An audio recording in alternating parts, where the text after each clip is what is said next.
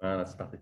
Et, ben, bonsoir Alexandra, je suis super heureux de te retrouver en fin de journée pour toi à Orlando et en fin de soirée pour moi à Cours-Simon. Donc en fait, tu es en direct du congrès international de la FSHD Society à Orlando, pas très loin de Miami, en Floride, aux États-Unis. Et donc, Voilà, Alexandra a deux surprises à nous présenter. À toi, voilà. Alexandra. Et donc, ceci, c'est un cadeau que nous avons reçu pour le jour de la mondial de la FSHD qui est le 20 juin. Une Exact. jolie casquette à mettre, prendre des photos. Mais bon, voilà, j'en ai qu'une. Mais, hein, Ok, bonjour Orange, en Vincent. plus, c'est Enfin, ma couleur, donc bonsoir. c'est parfait.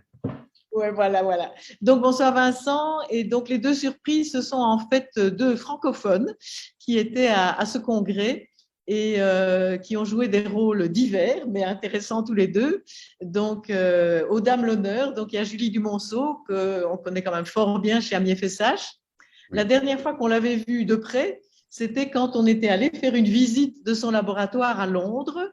Et Oui. c'était 2 semaines avant le lockdown du Covid. Et donc, elle va vous faire un résumé de ce qui concerne enfin, les présentations qui sont les plus proches de l'aspect thérapeutique qui ont été proposées aujourd'hui. Et la deuxième surprise, c'est Nizar Saad, qui est un Libanais qui a étudié à Strasbourg et a émigré aux États-Unis et qui travaille chez Scott Harper. Et donc, Scott Harper, on connaît bien aussi chez Ami FSH. On avait interviewé Lindsay Wallace, Mm. qui est dans le même laboratoire. Et donc, lui va nous parler d'une nouvelle stratégie qu'il espère thérapeutique qu'il est en train de développer. Donc, Nizar, c'est un vieux chercheur déjà, dans ce sens qu'il vient de pouvoir démarrer un labo à lui tout seul. Donc, il Bravo. s'envole du nid de Scott Harper pour démarrer ses propres projets. Et donc, il fait une chose assez intrigante. Il utilise des espèces de petites bulles qui sont produites par des cellules en culture. Et ces petites bulles contiennent des substances qui peuvent améliorer la fonction du muscle. Et il regarde dans quelle mesure il peut contrecarrer la toxicité de Dux4. Super. Donc, ce que je propose, c'est qu'eux vont parler d'abord, comme ça ils pourront aller après à la réception et aller boire quelques verres pendant que je continue à parler avec toi. Donc, je vais donner ma place à Julie. Oui, Voilà. excellent. Bravo. Très beau programme. Et très heureux de te retrouver, Julie. Très heureux. Salut Vincent. Oui, Ouais, moi ça, aussi, ça fait plaisir. ça fait longtemps, en effet, ça fait plus de 2 ans. Et puis, on a un projet en cours ensemble. Donc, je suis très content que tu sois là. Absolument, le projet va enfin démarrer puisque les Excellent. agreements ont été signés Super. récemment. Eh bien, à Ça toi fait la du parole. bien. Vas-y, raconte-nous tout ça. Ok, donc je vais faire je vais parler de quelques présentations qui ont été faites aujourd'hui sur plutôt les aspects thérapeutiques. Je pense qu'une des présentations les plus, donc je vais laisser Lisa parler évidemment de son projet, et je pense qu'une des présentations les plus abouties aujourd'hui, c'était celle de Dine, puisqu'il Non, c'est pas Dine. c'est pas Dine. C'est Barbara, comment elle s'appelle? C'est Avidity Bioscience. Avidity Bioscience, c'est ça. C'est les gens qui ont fait la casquette. C'est pas dingue, on ne va pas se tromper, c'est Avidity Biosciences. Oui. Donc, eux, leur but, c'est de détruire DUX4, puisque DUX4 est toxique, n'est-ce pas? Ils ont décidé de le cibler au niveau de son petit ARN messager, de détruire l'ARN messager. Pour ça, ils utilisent une technique qu'on connaît tous, qui est extrêmement robuste et extrêmement utilisée dans les laboratoires, qui s'appelle l'ARN interférence. Mais en fait, toute l'originalité du travail, c'est que la question en fait fondamentale, c'est que dessiner des molécules d'ARN interférence, dessiner des oligonucléotides qui vont venir cibler un endroit particulier dans un gène, c'est relativement simple, je dirais. Toute la difficulté, c'est d'arriver à finalement qu'on mette cette molécule d'intérêt là où on veut qu'elle aille. Parce que si elle ne va pas où on veut qu'elle aille, même si elle est formidablement efficace, évidemment, ça ne marche pas. Donc, ils ont utilisé une technique qui est des morceaux d'anticorps, en fait, parce que les anticorps, c'est quelque chose qui est très stable, et cet anticorps va reconnaître une molécule à la surface des cellules musculaires, ce qui fait que en fait, cet anticorps, une fois qu'il se lie à la surface des cellules musculaires, hop, il est absorbé par la cellule musculaire et il apporte avec lui ce petit ARN qui va venir détruire DUX4. Et ils ont montré toute une série d'expériences qu'ils ont faites dans la souris, dans le modèle qui a été développé par Peter Jones. Et pour l'instant, les expériences qu'ils ont produites, elles sont prophylactiques, c'est-à-dire qu'ils ont d'abord injecté leurs médicaments et ensuite ils ont déclenché la maladie. Donc c'est plus une protection que quelque chose qui va soigner dans la façon où ils ont designé leurs choses. Mais évidemment, dans les questions, il y a eu ça et la réponse est évidemment qu'ils vont le tester. Et leurs résultats sont très bons pour l'instant. Les résultats sont, moi je trouve, assez convaincants. Ils ont regardé dans plusieurs muscles, ils ont bien une destruction de DOX4, ils ont bien une diminution des gènes en aval de DOX4 parce que vous savez qu'en fait, on a besoin d'outcome measure, de choses qui nous permettent de dire ça marche ou ça marche pas. Et donc, ils ont regardé diverses choses, ils ont regardé de la force. Tout ça, ça va bien dans le bon sens. Et donc, c'est très encourageant.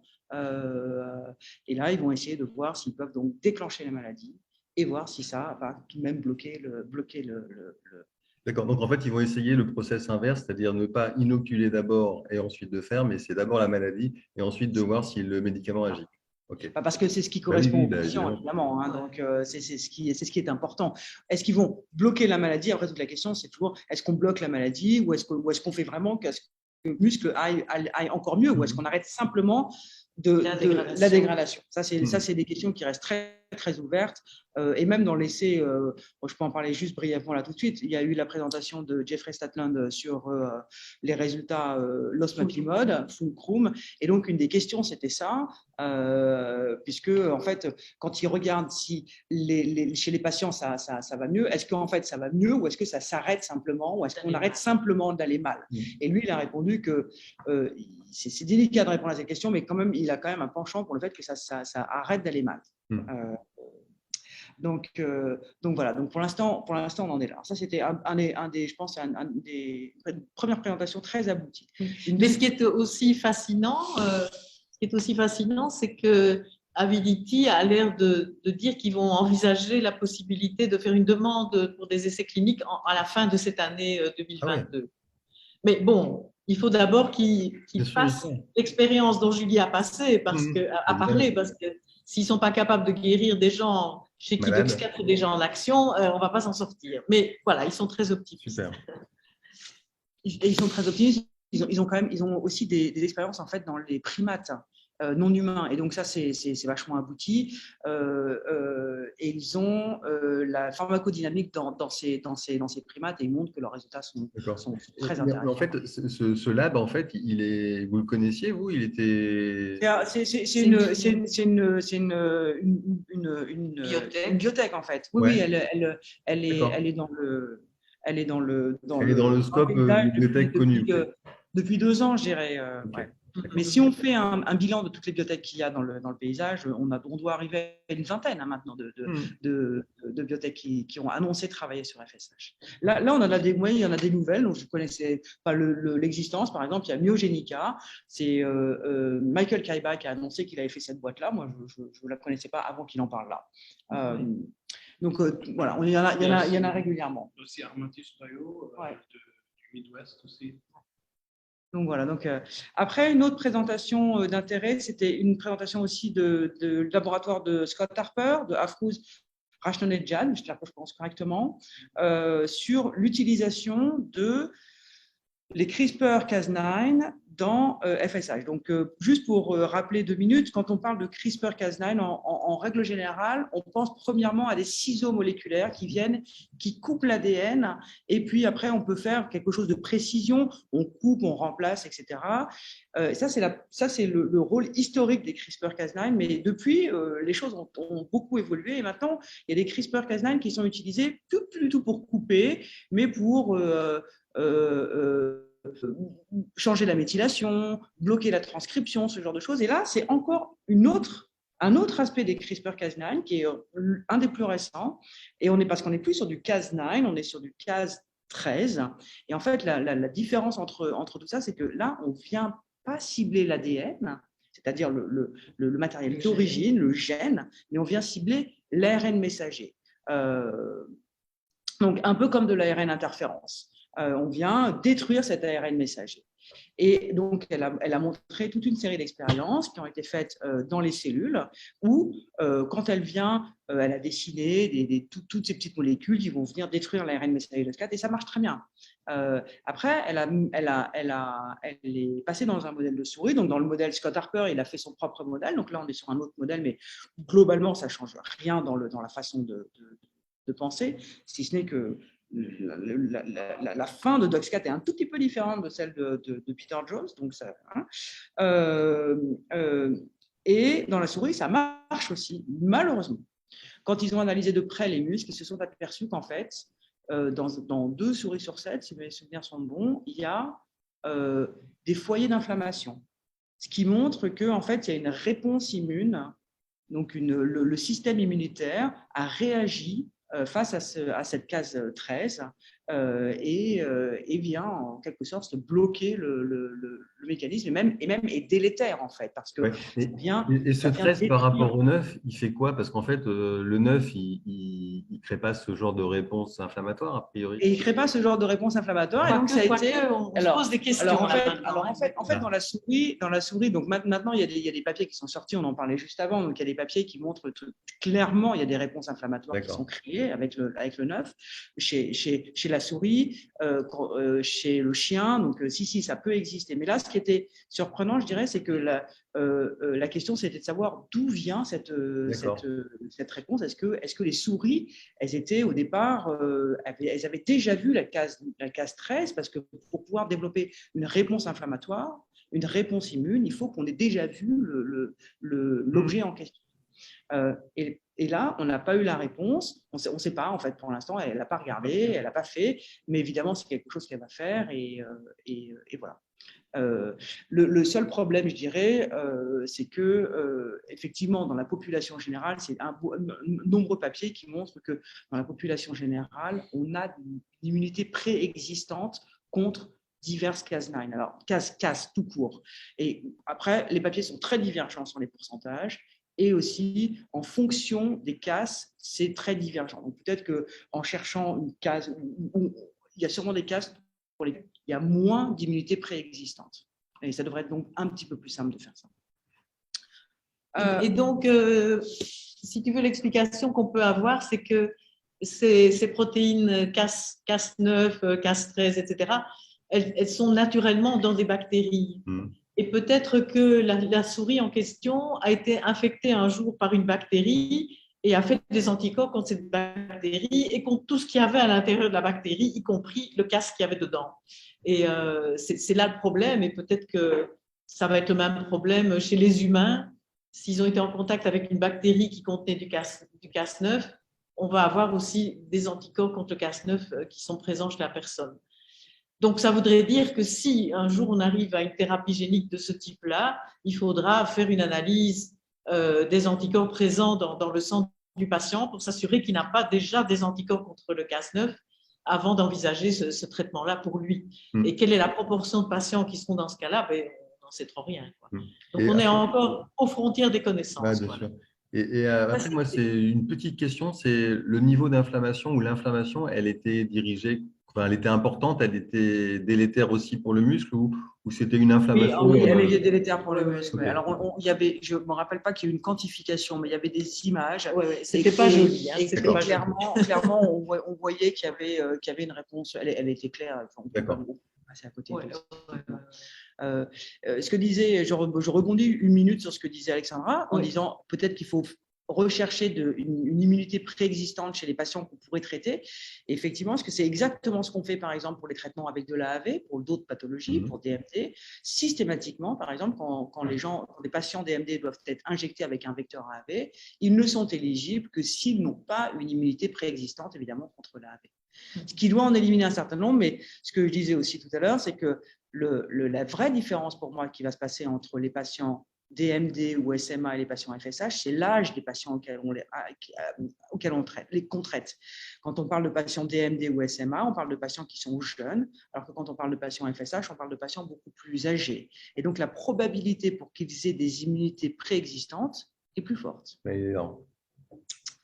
Donc, mais ça, seules les études vont nous le dire. Et pour l'instant, je n'ai pas connaissance qu'il y ait ce genre d'études en cours, en fait, pour FSH. Après c'est juste pour ma culture, hein, c'est vrai que tu n'as pas la réponse, ça c'est une évidence, mais on peut imaginer aussi que l'origine des patients, origine géographique ou peut-être ethnique, enfin, peut peut-être Alors, aussi jouer c'est vrai parce que je sais que c'est vrai pour les patients DMD. Et quand ils avaient fait des études à l'Institut de myologie et vous avez regardé des patients qui venaient, par exemple, plutôt de l'Europe centrale, comparé à des patients qui venaient de l'Europe de l'Ouest, il y avait une différence dans l'immunité préexistante. Donc, oui, c'est vrai. Ok. Ensuite, on a eu un topo dont je ne vais probablement pas parler énormément parce que c'était vraiment que de la souris. On est sur un modèle assez préliminaire, mais l'idée, c'était de voir est-ce qu'on peut greffer des cellules et améliorer un phénotype après greffe de cellules. Alors, la réponse courte, la réponse est oui. Ils ont vu une amélioration du phénotype. Maintenant, la question à 1000 francs, c'est est-ce que ce type d'approche dans un avenir proche a un avenir dans les patients FSH? Je dirais la réponse est non, parce que faire de la thérapie cellulaire pour des maladies musculaires, on en est encore loin parce que c'est difficile, c'est impossible. En fait, actuellement, c'est absolument impossible de venir cibler l'ensemble de la musculature, etc. Il y a des papiers très anciens par des Canadiens où ils faisaient des injections tous les centimètres carrés dans le bras, par exemple, pour greffer des cellules. C'était sur des patients DMD et les résultats étaient franchement pas très bons. Donc, voilà. Bon, après, il y a d'autres laboratoires, Giulio Possu, des gens comme ça qui travaillent sur de la délivrance systémique des cellules. Mais pour l'instant, je dirais qu'on est loin d'une application clinique. Mais voilà, peut-être qu'un jour on sera prêt et donc il faut avoir les cellules adéquates pour le faire ou ce genre d'approche. Ensuite, on passe à la dernière session qui était la session des études cliniques. Bon, alors là, je vais faire très bref, donc, parce que l'idée, c'était de savoir, en gros, on a plusieurs soucis avec la mise en place d'essais cliniques pour les patients FSH, dont un qui est majeur, qui est quelle est la meilleure mesure de résultat? Comment est-ce qu'on dit que le traitement qu'on utilise est fonctionnel ou pas? Certes, on utilise tous des choses qui sont, par exemple, on va regarder le niveau de DOX4, on va regarder le niveau des gènes cibles, mais ça ne dit pas qu'on a un bénéfice physiologique. Donc, la question dans cette session, c'était essentiellement ça. Quel est le bénéfice physiologique et comment est-ce qu'on peut le mesurer? Donc, il y a eu deux présentations, une sur l'IRM, l'autre sur l'échographie. Et donc, comment est-ce que ça peut être utilisé? Donc voilà, il y a des pistes. Est-ce que c'est très efficace? Est-ce que c'est très en accord avec quand on compare différentes méthodes, est-ce qu'on trouve les mêmes résultats? Donc ça avance tranquillement. Et il y a eu la dernière présentation, donc sur Jeff Stasland sur l'osmapimode et l'utilisation du Reachable Workspace pour évaluer l'efficacité. Donc, c'est cette mesure de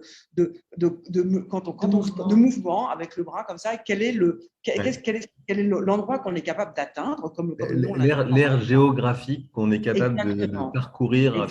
Je le pratique parce que je suis sur l'essérésol chez Sabrina Sacconi. Voilà. Et pour le coup, à titre purement patient,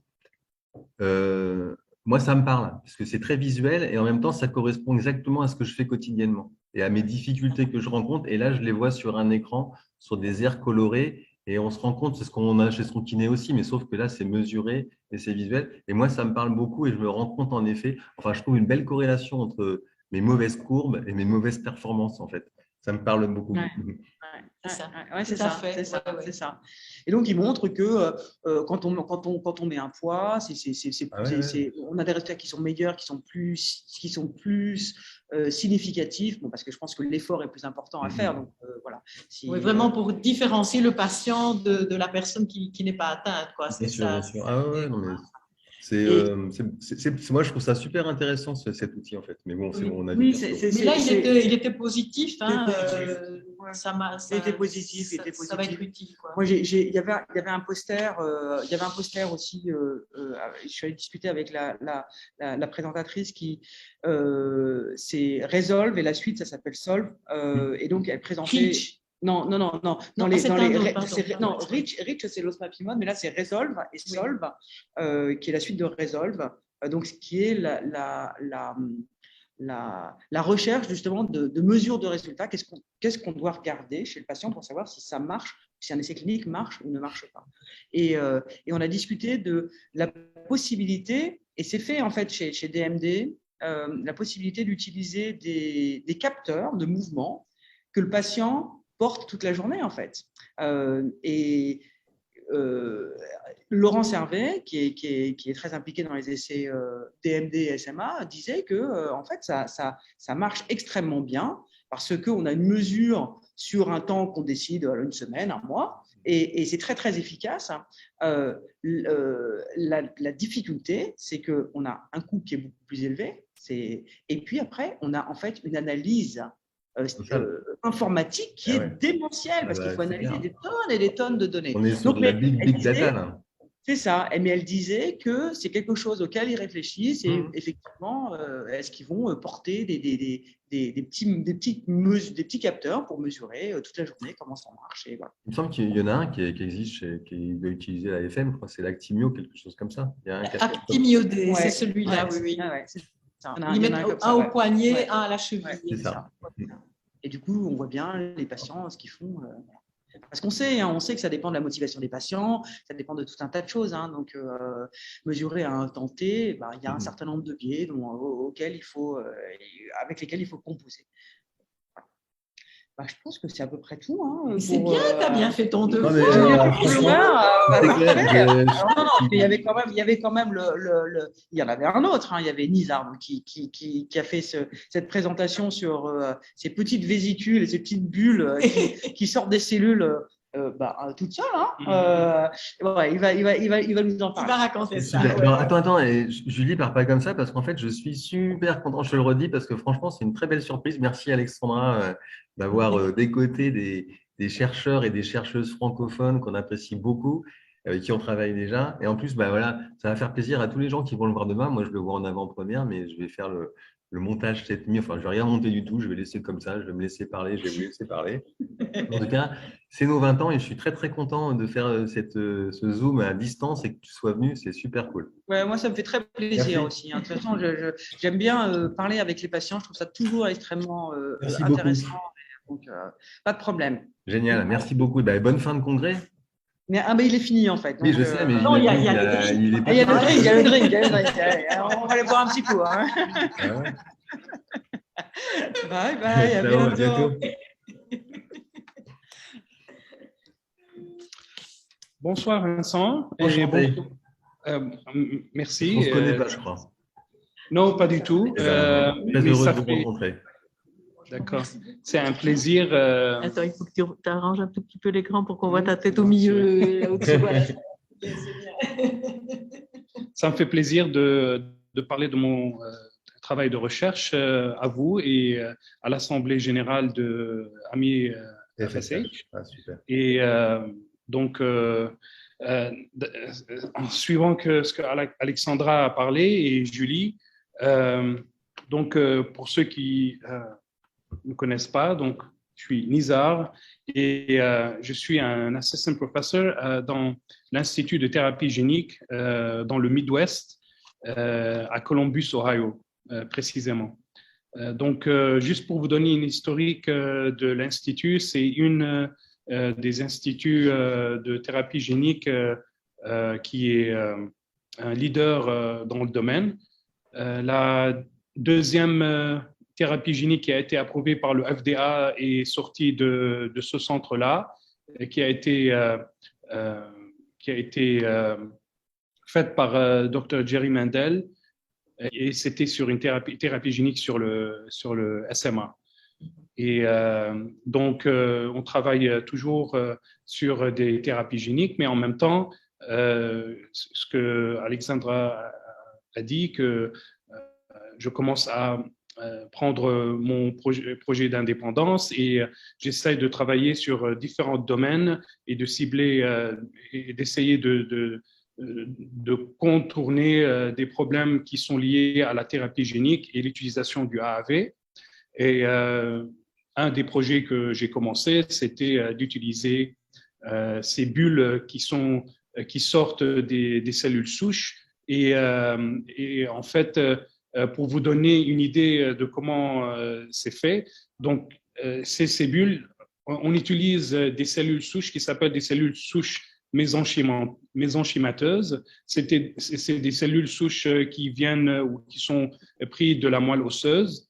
Et l'historique de ces cellules souches, c'est que, en fait, dans la physiologie, leur rôle, c'est de réparer les tissus, puisque ce sont des cellules multipotentes adultes et en fait, ils sont recrutés par les tissus qui ont subi une blessure et ces cellules-là, ils vont dans ce tissu-là et ils essayent de réparer.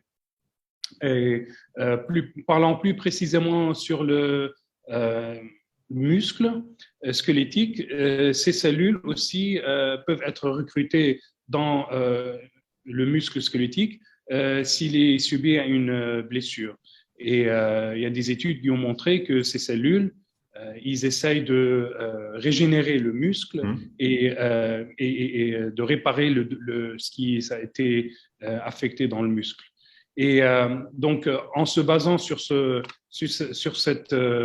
recherches, je me suis dit que au lieu d'utiliser les cellules souches, je peux utiliser ces bulles qui sortent de ces cellules souches. Et en fait, il y a tout un domaine qui est basé sur ces bulles et la caractérisation de ces bulles et leur effet thérapeutique, et surtout les bulles sortantes des cellules souches. Donc, ces bulles-là, c'est des bulles qui sont faites avec une couche phospholipidique et à l'intérieur desquelles il y a plusieurs molécules qui peuvent être internalisées, comme de l'ARN messager, des microARN, des protéines, des peptides, même de l'ADN ou des petits fragments d'ADN. Et il y avait des recherches qui ont été faites sur ces vésicules ou sur ces bulles, sur d'autres maladies neurodégénératives ou sur d'autres maladies qui sont, par exemple, sur le cancer. Et ils ont montré qu'en utilisant ce type de bulles, en fait, ils peuvent avoir un effet thérapeutique. Et donc, moi, l'idée, c'était de purifier ces bulles-là. Et la façon de la faire, c'est de cultiver les cellules souches dans le laboratoire, de collecter le milieu dans lequel les cellules ils sont en croissance et de purifier ces vésicules ou ces bulles en utilisant différentes méthodes de séparation qui sont spécifiques pour isoler justement ces bulles-là, mais sans les endommager et en les gardant dans leur état d'origine. Et après, moi, ce que j'ai montré dans cette conférence-là, c'est qu'en utilisant ces bulles dans un modèle, dans deux modèles en fait de FSHD, un modèle où on surexprime DUX4 et j'ai montré qu'en co-injectant intramusculairement DUX4 et ces bulles-là qui sont extraites de ces cellules souches. Donc là, c'est un modèle de souris. C'est un modèle de souris, oui. voilà. Ces bulles, ils ont pu contrefaire l'effet ou l'effet toxique de DUX4. J'ai utilisé aussi un autre modèle que Scott Harper a aussi développé et dont Julie en avait parlé. Et c'est un modèle c'est un modèle de souris transgénique où DUX4 il est présent et il est exprimé dans toutes les cellules musculaires. Et aussi j'ai injecté intramusculairement ces bulles dans les muscles de ces souris et j'ai pu j'ai pu trouver que ces bulles, ils ont pu réduire Vraiment, tu as une protection et vraiment une contre protection, l'ischiate, hein. réduire Oui. l'inflammation. D'accord. Moi, je peux vous poser juste deux questions dans un premier temps. Bien sûr. Ma première question, c'est quoi la purification dont vous parlez?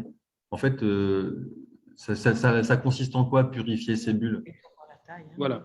Donc, il y a différentes méthodes de purifier ces bulles-là, mais moi, je trouve ou la méthode que j'ai adoptée aussi, c'est une méthode de séparation en fonction de la taille des bulles. Si vous ne connaissez pas, mais dans le milieu où les cellules ils sont baignés, et c'est un milieu où les bulles ils sont euh, relâchées par les cellules, mais il y a aussi d'autres protéines, il y a d'autres molécules qui sont présentes. Et donc, pour pouvoir séparer cela, j'utilise une colonne chromatographique qui permet de séparer les bulles en fonction de leur taille. D'accord. C'est un système de tamis, en fait. Ok, Hein, oui. d'accord, c'est ça. gros, hein. Ça marche. Oui. Et ma deuxième question, c'est les bulles que vous conservez, elles sont. Tout à l'heure, vous disiez que dans les bulles, il pouvait y avoir des bouts d'ARN, des protéines ou d'autres choses. Et en fait, vous ne voulez qu'un type de contenu dans ces bulles ou peu importe le contenu des bulles? Pas nécessairement. Pas nécessairement. L'avantage d'avoir ou d'utiliser la nature, hein, là, on n'a rien changé. On a juste utilisé ce que ces bulles contiennent, puisque l'idée, c'est que, et il y avait d'autres recherches qui ont été faites, que ce mélange particulier qui est présent dans ces cellules souches, c'est celui-là qui fait l'effet des cellules souches, Ok, en fait. d'accord. Vous pouvez simplement collecter ces bulles et vous pouvez faire une expérience. Par exemple, prenez les cellules souches et prenez les bulles de ces cellules souches et vous les utilisez pour un traitement. Et ce que les chercheurs ont trouvé, c'est que les bulles et les cellules souches, ils donnent le même résultat de traitement. D'accord. Et donc, à cause de ça, on peut utiliser les bulles, mais pas les cellules souches. Et d'après ce que Julie a présenté, il y a des problèmes majeurs pour utiliser les cellules souches comme en tant que traitement, et surtout pour FSHD, puisqu'il y a certaines recherches qui ont été récemment sorties. Il y en a des posters qui ont été présentés aussi à la conférence aujourd'hui, qui montrent que quand le muscle exprime DAX4, il y a un recrutement de ces cellules souches qui viennent de différents tissus et entre autres, ils passent dans le sang et qui viennent même de la moelle osseuse et qui viennent dans ce muscle-là.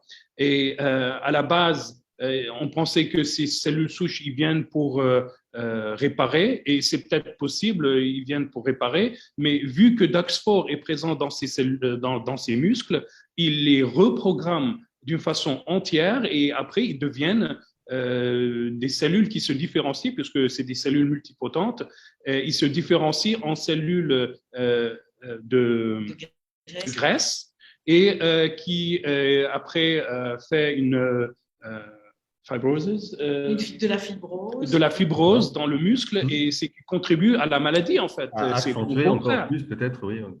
Voilà, donc l'idée d'utiliser des cellules souches et de les mettre dans un muscle FSHD, il me paraît que c'est pas une méthode aboutissante à cause du fait que à cause de DUX4. À cause de DUX4. Maintenant, si c'est un muscle qui a été blessé d'une autre façon, les études montrent que ces cellules souches sont bénéfiques. Mais à cause de DAX4, dans le cas de FSHD, ce n'est pas le cas. L'idée, c'est de pas prendre ces cellules souches, mais on prend les bulles et qui ont été pas programmées, puisqu'on les a cultivées dans le milieu de culture, et on prend ces composés bénéfiques de ces bulles et on traite les cellules, les muscles exprimant DAX4. Donc ça, c'est quelque chose que je trouve que ça pourrait être prometteur. C'est dans tous les débuts de l'expérimentation là-dessus, et il y a beaucoup de choses à faire, de caractérisation de la dose à utiliser, utilisation de différentes modèles de souris ou même des cellules FSHD en culture. Et l'avantage aussi de ces bulles-là, c'est que on peut aussi les utiliser en même temps avec leur contenu naturel, mais aussi de les doter de molécules ciblant DAX4, par exemple. Et donc, c'est ça l'idée. En gros, dans le futur, c'est d'essayer de faire ce mélange-là pour développer des thérapies pour FSHD. D'accord. Et ce seraient des thérapies qui permettraient donc de soit bloquer, soit quelque part de faire que les cellules, elles se régénéreraient ou juste d'arrêter. Donc, ça, c'est l'hypothèse. Pour l'instant, je n'ai pas des preuves qui montrent que j'ai une régénération, mais dans les données très préliminaires que j'ai montrent qu'au moins, il y a une réduction de l'inflammation. Maintenant, dans le futur, avec des données plus avancées, certainement, on pourrait regarder là-dessus et voir s'il y a une régénération. Et on connaît on sait comment faire pour mesurer la régénération. Et ça, c'est une façon bien étudiée par les chercheurs. On peut même imaginer on pourrait imaginer une double thérapie, que d'une part, tu essayerais de trouver quelque chose qui va bloquer DUX4, et d'autre part, avec une approche comme Nizar vient d'expliquer, tu pourrais aider le muscle à régénérer. Exactement, c'est ce que quand tu es DUX4, quoi. Ouais, c'est super intéressant en tout cas. Et puis pour le coup, alors j'y connais rien, hein, je vais le dire, mais je trouve ça assez marrant, c'est pas le bon terme, assez étonnant cette histoire de bulle. En anglais, vous le dites comment en fait? C'est vésicule, bubble C'est des vésicules extracellulaires. D'accord. Et en anglais, ça se dit comment? Extracellular vesicles. D'accord. Eh ben, je préfère le terme de bulle. Voilà. Mais en fait, il y a plus charmant en fait. Oui, mais j'ai juste une inspiration parce que on va bientôt aller prendre un cocktail où on va avoir des… Écoute, en plus, je trouve ça magique quelque part, mais c'est rigolo, quoi. D'accord. Oui, il y a peut-être des gens qui ont entendu parler de exosome plutôt, puisque, c'est en fonction de leur taille. Vous pouvez dire exosome ou le terme général de ces bulles-là, c'est vésicule extracellulaire. Si vous voulez pas être précis en taille. Ok. Eh ben, c'est passionnant. Merci. Oui, merci à vous. Franchement, je suis toujours curieux des choses qui sortent, mais pas parce que c'est nouveau, mais je trouve intéressant de voir le cheminement qui se dit, tiens, j'ai cette idée, je connais ça, et tout d'un coup, les deux, elles matchent dans le cerveau de quelqu'un et il y a une nouvelle piste qui naît. Je trouve ça absolument magique, quoi. Mais Nizar, il est extraordinaire, il a plein d'idées géniales, hein, donc c'est super. Très heureux d'avoir fait votre connaissance et que vous soyez francophone, ça me fait encore plus plaisir, mais pas parce que je suis français, mais que je trouve ça génial que le monde francophone aussi porte la recherche avec la langue française. Je trouve ça bien, quoi. Oui, merci à vous. Et lui, il est libanais à la base. Mais en fait, c'est magique. Je trouve ça génial. Mais super, vous incarnez plein de trucs. Je ne vous connais pas, mais vous incarnez plein de trucs en un. Je trouve ça vraiment intéressant. Merci à vous aussi et à votre dédication pour la société en France. Et on est vraiment passionné pour la recherche et l'avancée de la recherche. Et en même temps, on sait qu'on fait un travail pour des malades et on essaye de trouver les thérapies qui peuvent aboutir à l'utilisation par les malades. Eh ben, continuez. Si vous trouvez, on sera très heureux. Moi, à titre personnel, j'adore les scientifiques. Donc, même si vous ne trouvez pas dans un premier temps, je trouve ça magique. Donc, mais si vous trouvez, ça fera encore plus plaisir à plus de monde qu'à moi. Donc, Parfait. Merci beaucoup. Merci beaucoup. C'était génial. Merci. Je vous repasse très heureux de vous avoir rencontré encore une fois. Merci beaucoup, Anissa. Ouais, c'était génial. Merci. On peut aller à la réception. Merci. Hein. Merci. C'était super, Alexandra. Merci beaucoup. Voilà. Mais je trouve que c'était plus gai d'avoir un cocktail un peu varié de présentation. Très bien. Et voilà, super. Alors sinon, les autres choses que je voulais signaler, c'est qu'il y a eu un décompte du nombre de gens qui étaient inscrits. Alors, j'écris ça quelque part, est-ce que je peux me retrouver? Et donc, il y a eu 230 participants à ce congrès. 230 Donc, interventions, 230 non, interventions. non, non, Ah, les gens qui venaient assister au congrès, et il y en avait 110 qui étaient là en personne, et les autres, ils étaient connectés par Internet. d'accord, Et donc ça, c'est vraiment un grand avantage d'avoir eu le Covid, clairement. c'est que les gens ont pris l'habitude dans les associations scientifiques de faire des réunions par Zoom, Mm. et ça continue, même si les congrès reprennent où les gens se voient en vrai. Il y a toujours une partie du public qui peut être connectée, et ça permet à des jeunes chercheurs qui n'ont pas de crédit pour payer le voyage aussi loin que Orlando aux États-Unis d'assister à la conférence Et depuis leur bureau. ouais, Et je c'est trouve clair. que c'est vraiment très, très Mm, bien, mm. quoi.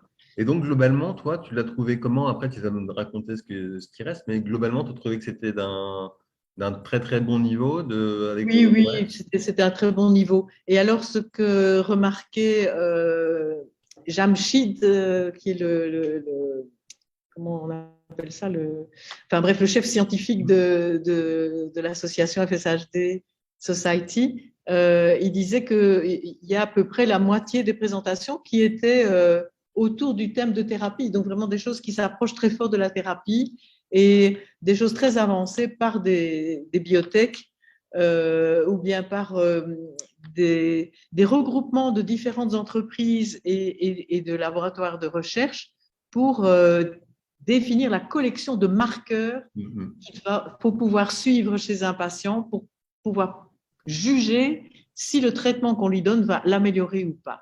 c'est de la Et donc, comme synthèse, vous hein. savez bien que la FSHD est extrêmement hétérogène, c'est très difficile de trouver des marqueurs qui pourraient être significatifs pour toute une population de patients.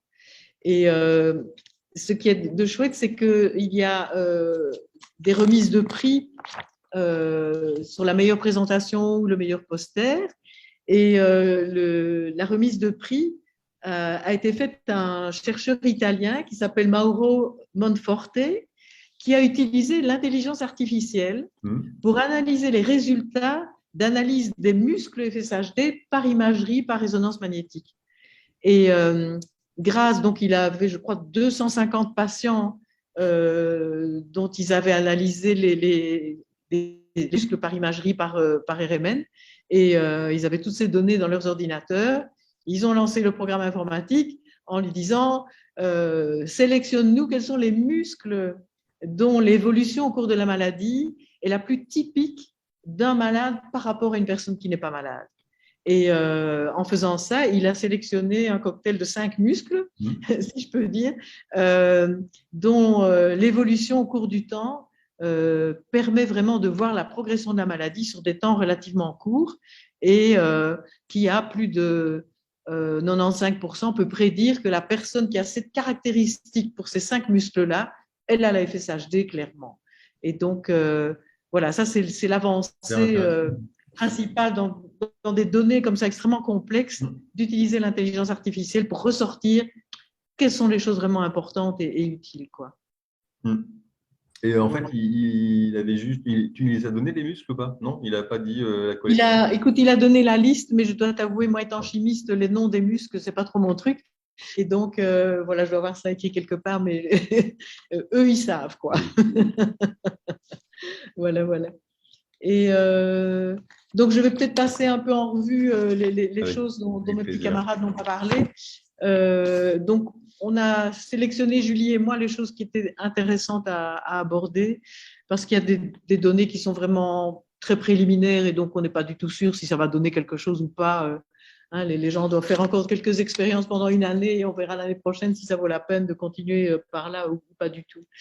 Et donc, il y a eu une présentation d'une personne qui s'appelle Danielle Ham, et bon, j'ai pas ici, je sais pas plus quel labo elle est, et qui a montré que Duxcat était capable de faire encore une vacherie supplémentaire. Donc, on sait bien qu'il est capable d'aller activer l'expression de toute une série de gènes qui vont avoir des effets délétères sur le muscle. Et là, cette personne s'est rendue compte que, en plus, attends que je vois, ben non, on ne donne pas son labo ici non plus, il faudra que je cherche dans l'abstract. Cette personne s'est rendue compte que Dux4 était capable aussi de venir se lier au niveau des ARN messagers qui sont présents dans la cellule pour les bloquer et les empêcher de faire fabriquer la protéine dont il porte la recette. Donc, d'un côté, il va se lier sur les gènes pour activer une série de gènes, et d'un autre côté, il va aller bloquer des ARN déjà existants, de gènes que lui n'avait pas activés. Il ne veut pas voir ces gènes-là activés. Donc, les ARN existent déjà. Il va s'asseoir dessus pour empêcher de produire la protéine correspondant à ça. Et donc, par ces deux aspects, d'une part, il va activer une série de gènes qui sont dans la cellule. D'autre part, il va bloquer une série d'ARN présents et les empêcher de produire la protéine. Il change complètement le profil de protéines qui sont présentes dans la cellule. Ouais, donc, en fait, là, il a vraiment un rôle de super régulateur, quoi. Exactement. Et donc, jusqu'ici, on croyait qu'il agissait juste au niveau des gènes, mais là, elle l'a très bien montré qu'il agissait aussi au niveau de ce qu'on appelle la traduction, donc la production des protéines à partir des ARN messagers qui sont existants. Donc, il surveille vraiment à tous les niveaux, quoi. Et elle a dit, la personne, sur quels ARN, donc sur quelles protéines il pouvait agir ou qui pourrait donc dire… oui. Voilà, il y en a toute une collection, mais donc en gros, ça revient à l'idée de base que DUX4 n'aime pas d'être dans du muscle et il essaie de reconvertir ce muscle en une cellule peu différenciée qui se rapproche de ce qui existe chez l'embryon, quoi. Okay. Ah ouais. Donc, c'est la même philosophie, si je peux dire. Ouais, voilà. Donc, on a vraiment été impressionnés par ça. Alors, il y a eu 2 présentations de chez David et Gabellini et qui sont dans les 2 cas dans le but d'essayer de développer un médicament qui freinerait l'expression de DUX4. Donc, le premier, c'est qu'ils se sont rendus compte qu'il y avait une protéine qui s'appelle la matrine 3, bon bref, qui était capable de se lier sur la protéine DUX4 et d'empêcher DUX4 d'aller se lier sur ces gènes cibles. Et donc, le problème, c'est que la matrine 3, c'est un machin géant.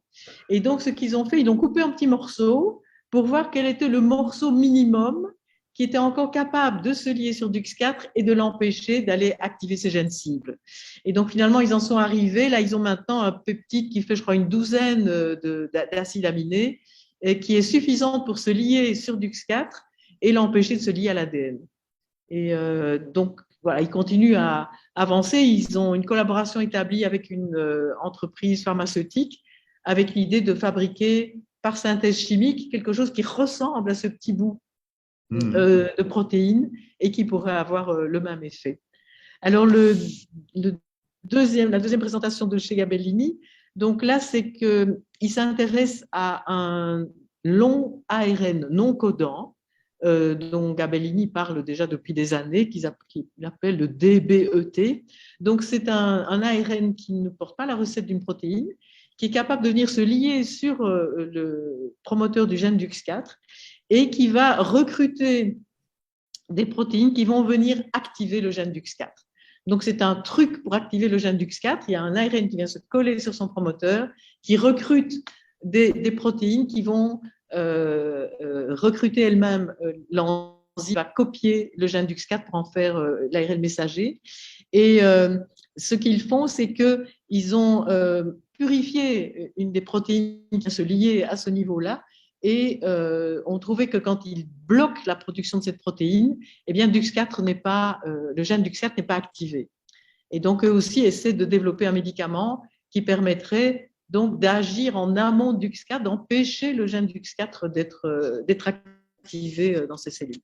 Donc, voilà, c'est intéressant parce qu'ils ont les 2 points de vue, quoi. Empêcher le gène DUX4 de donner son ARN qui donnerait la protéine, d'une part, et d'autre part, si la protéine est déjà faite, trouver quelque chose qui va se coller dessus et qui va l'empêcher de fonctionner comme protéine toxique. Donc, c'est vraiment un tour compliqué. Alors, il y a une présentation du laboratoire de Yegor Vasetsky qui était vraiment originale. Donc, une chercheuse qui s'appelle Anna Karpukina. Et donc là, on est au niveau de la structure de la chromatine, donc l'ADN dans la région où se trouve le gène DUX4. Yegor avait publié il y a déjà 6-7 ans que l'ADN est organisé en 2 boucles chez les gens qui n'ont pas la FSHD. Et donc, sur une des boucles, on va voir par exemple le gène DUX4C, le gène FRG1, FRG2. Et sur l'autre boucle, on a les répétitions des 4Z4. Et donc, ces deux boucles sont séparées. Il y a entre les deux un point d'ancrage dans la matrice nucléaire qui fait que les deux boucles sont vraiment bien séparées. Donc, ça veut dire que les éléments qui sont dans une boucle ne peuvent pas se rapprocher des éléments qui sont dans l'autre boucle. Alors, dans la FSHD, ce point d'ancrage central, il saute. Donc, on n'a plus qu'une seule grande boucle. Et les éléments comme mon pouce, qui est un enhancer, qui se trouve tout près des éléments répétés des 4Z4, peut interagir avec des gènes qui sont de l'autre côté. Et donc, il y a des interactions donc, entre les deux boucles séparées qui sont maintenant dans une seule, qui vont dans le sens de favoriser l'activation du locus et l'expression de DUX4. Et donc, son travail… Et donc, leur idée… Ouais, pardon. Ah non, j'allais dire, et donc l'idée… Et oui, c'est ça, Zoro est arrivé. Donc, ce que Gabellini fait, c'est qu'il prend le système CRISPR-Cas9 et donc il le détourne pour faire amener avec un ARN guide à l'endroit de ce point d'ancrage central qui a sauté quand on n'a plus qu'une boucle, d'amener là-bas la protéine qui s'appelle CTCF, qui est la protéine colle, qui vient coller la base de la boucle d'ADN dans la matrice nucléaire.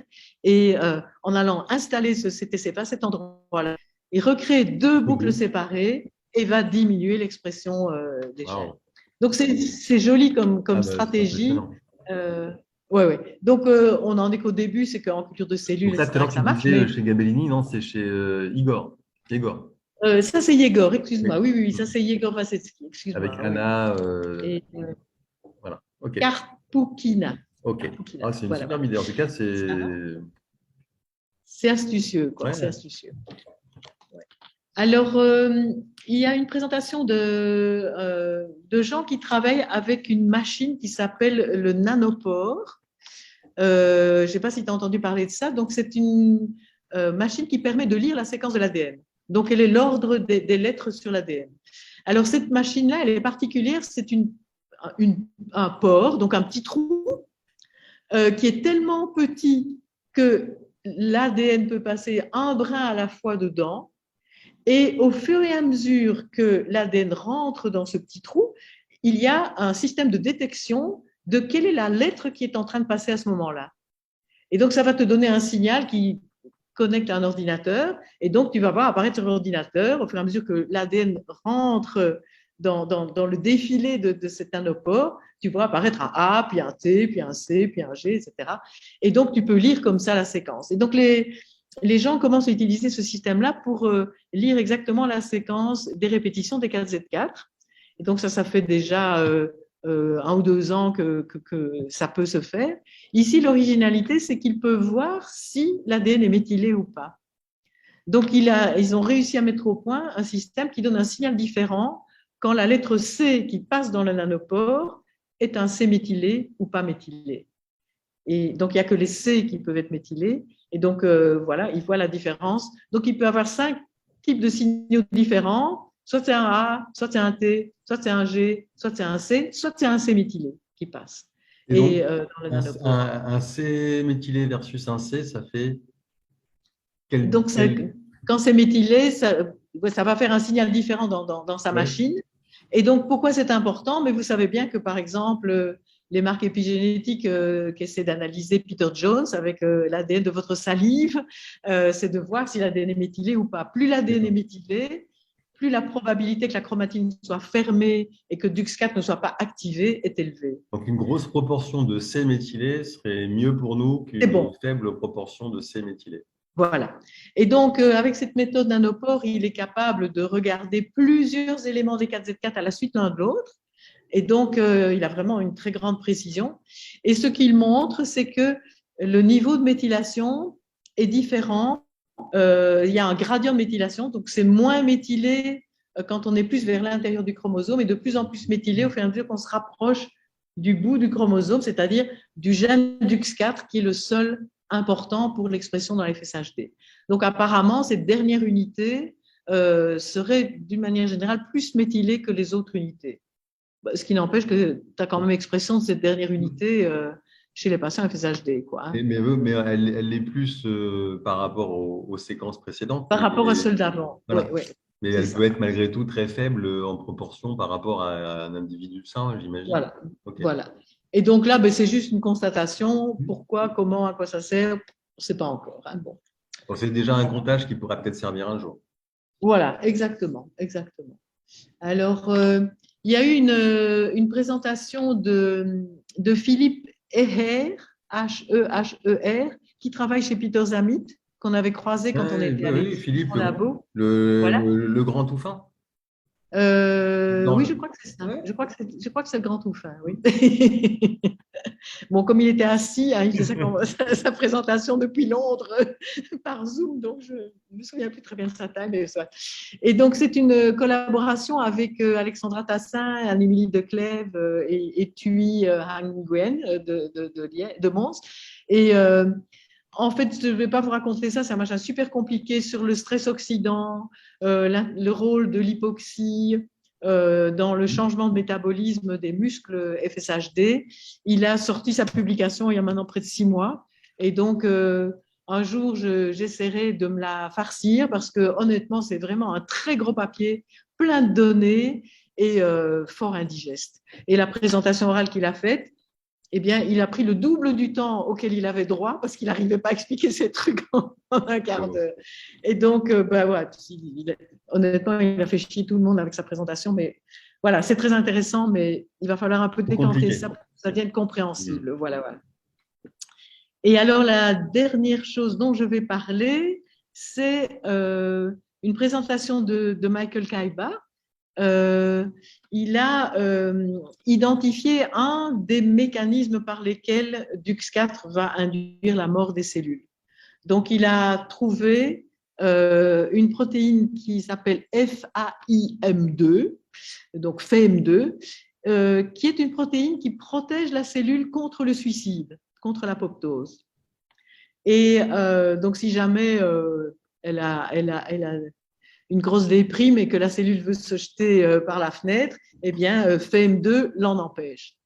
Et la perversité de DUX4, c'est que lui, il va activer un gène qui produit une protéase, donc c'est-à-dire une enzyme qui va détruire FAIM2. Donc, DUX4 va activer un gène qui produit une protéase qui détruit FAIM2. Et en plus, il a trouvé, Michael Kaiba, qu'il y avait un micro-ARN particulier qui va bloquer l'ARN messager de FAIM2. Et donc, son idée, il joue un petit peu à essayer d'aller bloquer ce micro-ARN pour que FAIM2 puisse continuer à être produit, et même quand DUX4 est là. Et l'apoptose que DUX4 veut lui faire faire. Exactement. Voilà. Et donc, il tourne autour de ça. Et là, son article vient d'être publié, je crois, il y a 15 jours. Sur cette histoire-là. En fait, quand tu me racontes toutes ces magnifiques histoires, je me dis que pour découvrir des choses aussi tortueuses et tordues que DUX4 fait, il faut que les chercheurs soient vraiment tortueuses, c'est vraiment bien le mot. Et tordues aussi, parce que pour imaginer démonter des choses qui sont abracadabrantesques, comme disait l'autre à son époque, c'est assez… ouais. Il faut avoir un pouvoir d'imagination. C'est assez… Ouais. Voilà. En fait, je vais te dire non. À la base, ils n'ont pas eu d'imagination. Ils ont fait un test systématique. Ils ont pris les cellules en culture dans lesquelles ils induisent l'expression de DUX4. S'ils ne font rien et qu'ils repassent le lendemain, tout le monde est mort. Toutes les cellules se sont suicidées. Et ce qu'il fait, c'est qu'il va mettre une collection de molécules qui bloquent chacune un micro-ARN particulier. Donc, tu peux acheter ça dans le commerce. 5000 molécules, non j'exagère, je crois qu'il n'y a pas tant de micro-ARN que ça, allez, 1000 molécules qui chacune bloquent un micro-ARN particulier. Et tu mets une de ces bloqueuses de micro-ARN dans chacune des petites boîtes de culture où tu as ensemencé les cellules qui expriment DUX4. Tu repasses le lendemain et tu vois celles qui vivent toujours. Et tu te dis, ah, c'est sympa, celle-là, elle ne s'est pas suicidée. Ça veut dire que l'inhibiteur de micro-ARN que j'avais mis dedans l'a aidé à survivre. Donc, qu'est-ce qu'il allait cibler, cet inhibiteur de micro-ARN? Quel micro-ARN est-ce qu'il va cibler? Et puis, une fois que tu connais le micro-ARN qui est ciblé, tu te dis, mais ce micro-ARN, il travaille contre qui, lui? Il va se lier sur quels ARN messagers pour les bloquer? Et c'est comme ça que progressivement, tu débobines le fil de toutes ces interactions compliquées. Donc, voilà. Donc, voilà, j'ai fait le tour des présentations pour compléter ce qui avait été dit par Julie et par Nizar. Bon, il y avait aussi toute une série de posters, mais bon, voilà, ça c'est… On va laisser un peu ça. Demain, on a Patrick Valentin qui avait son poster aussi là-bas. Oui, j'ai vu son poster là-bas, mais je ne l'ai pas vu. On l'a demain en live. Ah oui, vous l'avez en live. Voilà. Ça, donc, j'ai Orlando ce soir en direct et demain, j'ai celui qui est affiché à Orlando, mais en direct à Coursimont. Voilà. Donc, Patrick, spécial dédicace à toi, à tout à l'heure, puisqu'on va diffuser ça tout à l'heure. Donc, voilà. Oui, c'est ça. Eh bien, Alexandra, en tout cas, je suis triste merci. de ne pas être avec vous parce que tu sais quoi, on s'amuse toujours bien à Coursimont. Tu sais quoi, en donc, ce moment, il fait 40 degrés chez nous. 40 degrés. 40 degrés. Oui. Mais écoute, on a à peu près la même chose ici. C'est vrai? Sauf qu'ici, ils sont organisés et tu as l'air conditionné partout ou bien les piscines, quoi. Hein. Ouais. Mais il fait très chaud ici et ils annoncent des gros orages demain et après-demain. Il y a toute une série de gens qui ont eu leurs avions détournés pour essayer d'arriver au congrès. Donc, c'était à cause des orages. Donc, c'était un peu compliqué. Mais en tout cas, voilà, tout va bien. Grand merci. Et donc, on était très contents de pouvoir interagir avec les gens en vrai. Et donc, j'ai fait le premier jour un résumé de l'historique de la découverte du gène DUX4 et du temps qu'il a fallu pour pouvoir convaincre tous les chercheurs que c'était vraiment lui le gène coupable de la FSHD. Et je trouvais que c'était vraiment un bon timing qu'ils m'ont demandé de faire ça à ce moment-là, parce que j'ai pu éduquer tous les nouveaux qui rentrent maintenant dans le domaine de la FSHD, recrutés par les différentes entreprises qui développent, elles espèrent en tout cas, des médicaments contre la FSHD et qui ne savaient pas dans quel guêpier ils allaient se fourrer. Donc là, maintenant, ils savent. Bravo. Voilà. Excellent. Je suis très content pour toi. En plus, c'est bien. Ça te correspond tout à fait d'évangéliser les foules comme ça. Voilà, exactement. Super, merveilleux. Écoute, un énorme merci à toi. C'était j'ai adoré. C'était très sympa. Merci pour ces superbes surprises. Très content d'avoir revu Julie, d'avoir découvert Nizar. Franchement, très belle rencontre. J'imagine que tu vas aller papoter avec eux maintenant et avec d'autres. Oui. Alors maintenant, si tu veux, on a la réception qui se fait en commun entre les chercheurs qui sont là depuis 2 jours et les patients qui arrivent pour leur congrès à eux qui commence aujourd'hui et qui continue jusqu'à dimanche. Oui. Donc, c'est vraiment l'interaction avec les patients. Donc, c'est toujours très, très intéressant. Excellent. Voilà. Excellent. Eh bien, je vous fais des bisous là, à tous les amis FSH.